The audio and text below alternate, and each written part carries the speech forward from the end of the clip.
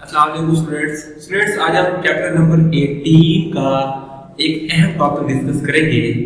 Topic बेटा हमारे पास है operational amplifier as inverting amplifier. Operational amplifier को हम लोग इन्वर्टिंग एम्पलीफायर के तौर पर कैसे इस्तेमाल करते हैं। तो जो हमारे पास ये एक सर्किट डायग्राम है, हमारे पास ये एक ऑपरेशनल एम्पलीफायर है, ये इसका बेटा इन्वर्टिंग इनपुट है और ये इसका नॉन इन्वर्टिंग इनपुट है। इन्वर्टिंग इनपुट क्या होता है और नॉन इन्वर्टिंग इनपुट क्या होता है, इसके बारे में हम लोग ऑपरेशनल एम्पलीफायर वाले टॉपिक में डिस्कस कर चुके हैं। तो जो बेटा हमारे पास इन्वर्टिंग एम्पलीफायर है उसके साथ रेजिस्टेंस R1 को जोड़ दिया, ठीक है, और जो हमारे पास नॉन इन्वर्टिंग एम्पलीफायर जो हमारा टर्मिनल है उसको हमने ग्राउंड कर दिया। ग्राउंड करने का मतलब है इसको हमने जीरो पोटेंशियल पे रख दिया। तो मतलब ये है कि जो हमारे पास प्लस है V प्लस बेटा उसको हमने क्या कर दिया, ऑलमोस्ट उसका पोटेंशियल जीरो ले लेके तो ग्राउंड कर दिया। जब भी किसी चीज को किसी टर्मिनल को हम कहेंगे कि हमने उसको ग्राउंड कर दिया मतलब उस जगह पर पोटेंशियल क्या हो जाएगा, जीरो हो जाएगा। तो V प्लस क्या हो गया, अप्रोक्सीमेटली जीरो हो गया। एक फॉर्मूला हमने पढ़ा था ऑपरेशनल एम्पलीफायर में कि उसका गेन होता है, ऑपरेशनल एम्पलीफायर का ओपन लूप गेन होता है V output by V input, ठीक है। मतलब ऑपरेशनल एम्पलीफायर का जो गेन है वो इनवर्सली प्रोपोर्शनल है इस डिफरेंस के। इनपुट पर जो हम लोग V प्लस और V माइनस का जो डिफरेंस लेंगे, जितना ये कम होगा उतना ही हमारे पास ओपन लूप गेन ज्यादा आएगा। इसका मतलब ये है अगर हम ये जो डिफरेंस है V plus minus V minus इसको अप्रोक्सीमेटली जीरो कर दें तो हमारा लूप जो होगा वो हमारे पास मैक्सिमम आएगा। तो हम लोग फर्ज कर लेते हैं V plus minus V minus is approximately equal to zero, क्योंकि हमें ये कम से कम चाहिए, कम से कम जीरो करेंगे इसको हम लोग। अब अगर आप यहां से इसको उधर ले जाए माइनस V नॉट को V माइनस को, तो ये प्लस हो जाएगा। V plus is approximately equal to minus V minus.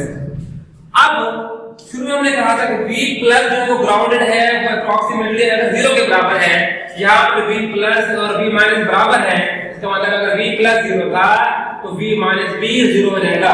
V plus grounded था उसको हमने प्रैक्टिकली किया था, लेकिन V माइनस V प्लस की वजह से ग्राउंड हो गया, जीरो आ गया, तो इसको हम कहते हैं वर्चुअली ग्राउंडिंग।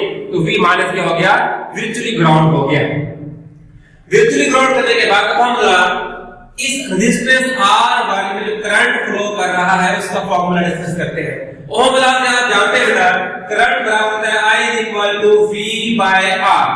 अगर रेजिस्टेंस R1 का करंट फ्लो कर रहा है तो हमें यहाँ का वोल्टेज मालूम होना चाहिए और यहाँ का हमें रेजिस्टेंस मालूम होना चाहिए। अब वोल्टेज देखिएगा तो जो हमारे पास R1 है ये दो टर्मिनल से जुड़ा हुआ है, एक वोल्टेज यहाँ से V इनपुट और ये वाला टर्मिनल जुड़ा हुआ है V माइनस से।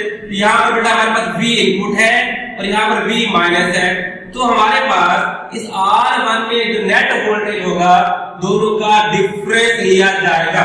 तो बेटा जो हमारे पास यहाँ का V होगा, I1 का जो V होगा वो असल में डिफरेंस होगा किसका, V इनपुट और V माइनस के। तो V input minus V minus by R1।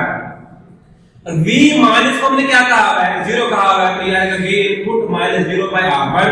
तो हमारे पास I1 क्या आ गया, VI या V इनपुट बाय R1। अब हम आ जाते हैं बेटा R2 में जो करंट फ्लो कर रहा है।